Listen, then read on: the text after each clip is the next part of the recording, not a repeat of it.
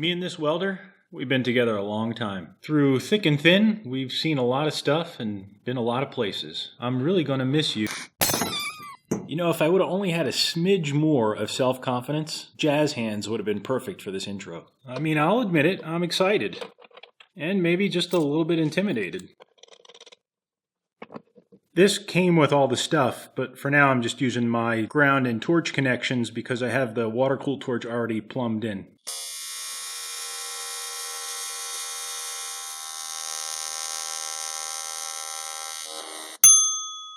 Just so we're on the same page, this video isn't intended to be a commercial or an endorsement for this welder. I mean, to be quite honest, I just got it. It's got a ton of features that are frankly new to me. Think of this maybe as just kicking the tires on a new TIG welder, you know, whichever one you may choose to buy. It's just going to be my first impressions, but really this is just a big kid in his garage feeling like it's Christmas morning.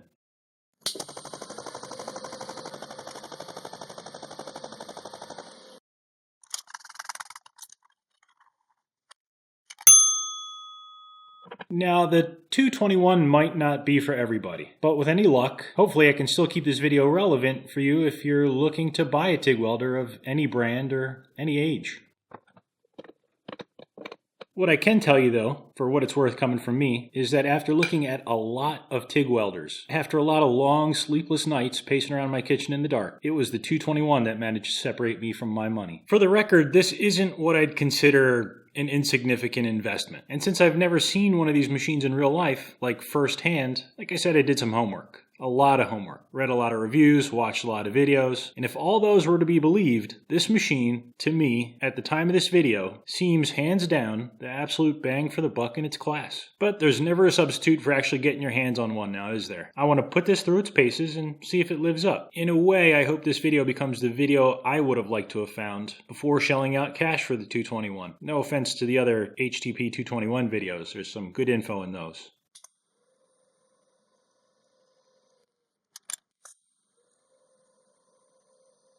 This thing's got a lot of fancy advanced features. I'm not going to get into those in this video. They're new to me too. And if all goes well, I'll do follow-up videos and share what I learn as I get more familiar with this machine. One of the first things I notice is that this machine doesn't fit my old welding cart. So HTP, you lost some points there. Try as I might, I couldn't find one bad review about this machine. Not even one bad passing comment or dirty look. Nothing. I mean, come on. This is the internet we're talking about here. You can find bad reviews of bunny rabbits, Oreo cookies, and the baby Jesus if you really tried. Till now, I really only thought ClickSpring was the only thing on the internet without a bad review. And this isn't a new machine. I mean, this is new, but the 221 has been around the block. It's gone on, I don't know, 8 or 10 years or so. Now, you might expect me to open this thing up, take a look inside, but I'm gonna fight that urge. First, there's a great video by a fellow named Matt Pratt, I'll put a link down in the description, who walks through this thing piece by piece. Second, I don't want to void my warranty. But from the outside, it looks like it's built like a tank. And if you think for 1 second that I'm not going to drop this machine right on my garage floor to test how good the build quality is, well, you'd be right. Yeah, this might sound trivial, but one thing I was a little worried about was this control panel. This is a membrane keypad, or a panel I suppose. It's a panel made up of membrane switches. Now, technically they're a good fit for an application like a welder where you don't want any fine, likely conductive dust getting inside. But they're not all created equal. Right here is an easy place to cut corners. I don't know, think like low-cost microwave ovens. Or maybe the keypads at the gas station pumps. This one, thankfully, has snap domes inside. Can you feel that? It's masked a bit by the beep that it makes. Let me shut this thing down. Snap domes are small metal springs, essentially. You could make membrane switches without them, and usually that's when they'd feel sort of soft and mushy. Generally, keypads like this are good to at least over 1 million presses. Even then, it's usually like the ink overlays that'll wear out before the button physically stops working. Let's try it out. 1 Mississippi, 2 Mississippi, 3 Mississippi, 4 Mississippi, 999,999 Mississippi. 1 million. Sounds like it's still working fine. The other thing I was a little concerned about was the actual display. the whole digital interface and all. It's not that bad. Like, I thought I would need my decoder ring hanging right by the machine every time I wanted to make an adjustment. But despite the huge possible combinations of settings you can dial in, the actual coded messages really aren't that many. What I'm talking about is the text that pops up when you start to push buttons. Like that one, what's that code even trying to tell you? I can't imagine it could cost too much more to add like a 2-line display. Simply write the settings out in plain English. Though I can't fault HTP. Even if you go out and spend 3 times as much on a quote-unquote flagship welder, you still get essentially the same 3-character display. There are a few units out there that use like actual LCDs. You know, they've got graphics and everything, probably even sound effects. They're so close. But they go and shoot themselves in the foot by giving you only one knob. Like, you don't have as many buttons as you have even on this machine. It's 1, 2, 3, 4, 5, 6, and then the rotary encoder. That means on a machine like that, every setting you want to go to is at least 2 menus deep. That said, despite my fears, I think this 221 does a pretty decent job. Like, really screwing around 5 or 10 minutes with it, and just going through some of the functions, it starts to make sense how it's laid out, and it's pretty intuitive to get to the changes you want to make. Except for maybe 1 or 2 of the more advanced waveform functions, which is probably for the best anyway.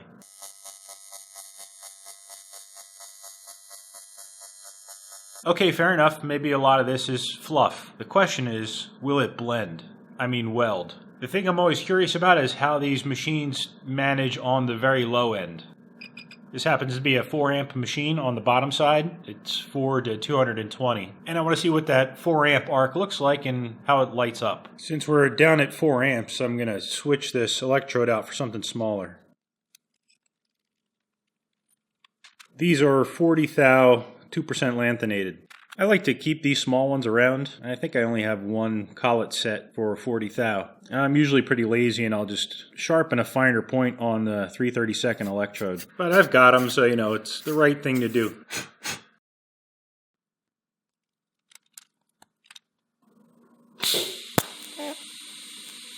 Well, that's interesting. The display is showing 3 amps. The machine is technically a 4 to 220 amp machine. Extra amp on the low end is kind of a big deal. Maybe it's a rounding error on the display. I assume if it started at 3 amps, they'd advertise it as a 3 to 220. Just for kicks, instead of trying to do current measurements, let's try to light up on some shim stock, see what happens. We've got some 3 thou. Some 2 thou, there's some 4 thou, that's an 8, I'm sure I can do that, 12, 7, 5 thou. I think we should be okay with 5 thou. I expect it to blow a hole through these other ones, but we'll find out. Okay, so here's the setup. I've got the torch on a mag base. The machine is set to 4 amps, just like before. I'm going to swap in each one of these different pieces of shim stock, 2, 3, 4, and 5 thou. The gap is set to about 1/8 of an inch, and I've got a piece of stainless here with a ground clamp holding it down. Now the stainless will do some heat sinking probably. I'm sure it'll just blow this thing in 2 pieces, but if this was floating up in the air, that's a lot more heat in the shim stock. But anyway, just screwing around. There's 2 thou. I'm going to stomp on the foot pedal, we'll see what happens. Okay, that sounded like it didn't ground well through the shim stock, but it did punch a hole in it. Let's do the same thing with the 3 thou.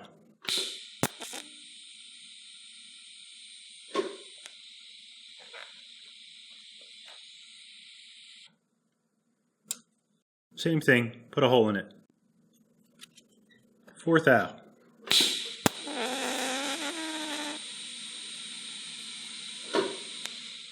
These things I think are grounded very well, but that actually welded. Well, I think I got my answer, but let's do the 5 thou, just to see this through.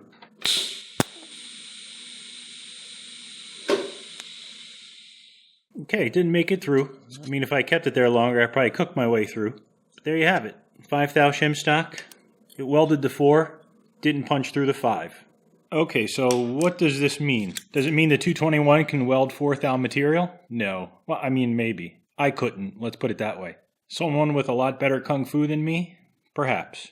What I hope to convey is how hard or soft the arc is. My other welder, under the same setup, would probably blow open 8 or 10 thou shim stock, and that's only 1 amp different at the bottom. It's a 5 amp start versus a 4 amp start, though it Maybe it has more punch to its high frequency. It's also 12 years old, of course. A good reliable low end on a TIG welder, yes, is good for welding thinner materials, of course. But it's the soft starts and trail offs that really shine for me. That, and when it's in pulse mode, it can go a little lower in background current. We'll talk about pulse next, but so far I'm really happy with the low end and the arc starts. I mean, I didn't have to go through all this playing around with the shim stock to know that. I could tell from the very first arc I struck right out of the box. This was just to try to help convey it over video. When it comes down to it, TIG welding is all about control, and that's the kind of stuff that's maybe hard to convey outside of actually putting your hands on it and trying it. So speaking of control, let's take a look at what the pulse settings can do. Since you folks were nice enough to stop by for a visit, I've already got all the stuff out. Let's go ahead and take a quick current measurement. No, I insist. It's no problem at all.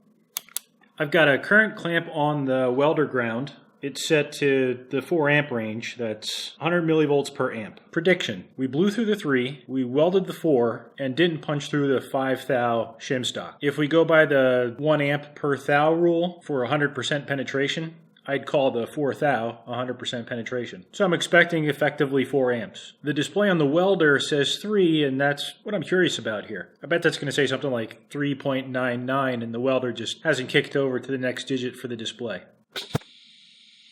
Yeah, it's 3.9. It's a 4 amp welder. I got a little excited there.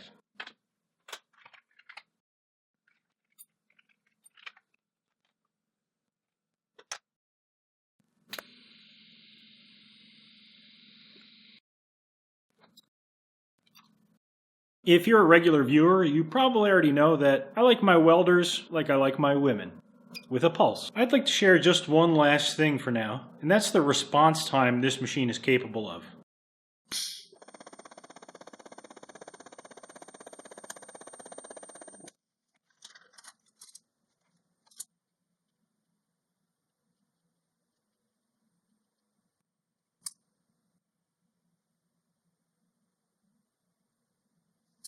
The pulse frequency on this thing goes to a ludicrous 999 pulses per second.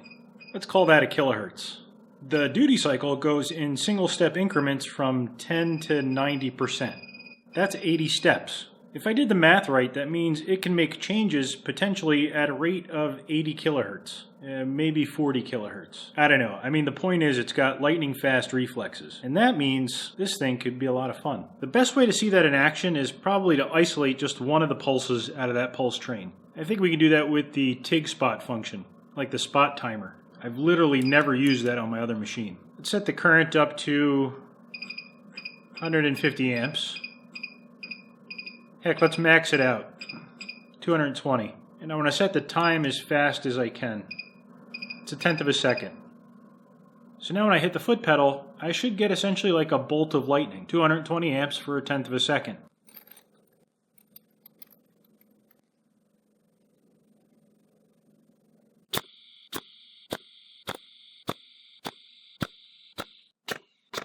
Okay, so I can't promise you that that is the official method that ladder manufacturers use to make their ladders, but that was a lot of fun.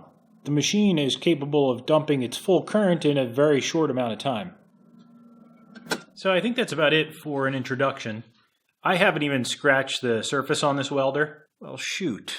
I mean, I picked the 221 for more reasons than I've shared here. My intention was just to get a feel for what you can't really find on a spec sheet. First impressions, I'm really liking the arc control. It's night and day difference between this and my old welder. It does have advanced waveform stuff I can't even get my head around. Duty cycle knocked just out of the park for its price point. Nice surprise was the fan on demand. Makes this thing about as loud as a desktop computer. And with 2 kids, a quiet workshop is very much appreciated. So will the 221 make me a better welder? Not if I don't get in a lot more practice, it won't. But in the short time I've had it, I'm pretty sure I've lost some weight, my teeth are whiter, and I might have gotten a little taller. All in all, first impressions, I can tell you I'm going to be going through a lot more argon. Anyway, I'll be sure to share more as I get to know this thing better.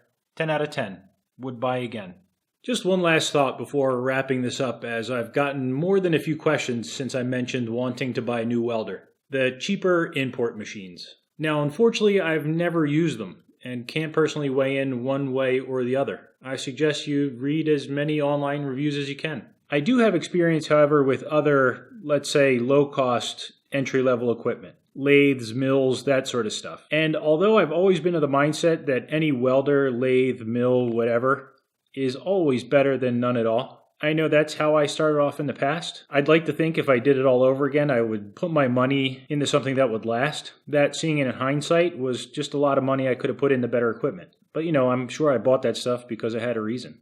If you opt for a lower cost machine, be sure to do the math. In particular, with something like a welder, you don't really have as many options as you would with, say, a junky drill press, where if you wanted to, you could tune it up a bit. If you start upgrading torches and pedals and all that kind of stuff, they might be less appealing. If you buy a higher quality machine, they usually come with higher quality accessories. This HTP, for example, came with a nice CK water-cooled torch. I picked the water-cool option, but they provide CK torches and a really solid foot controller.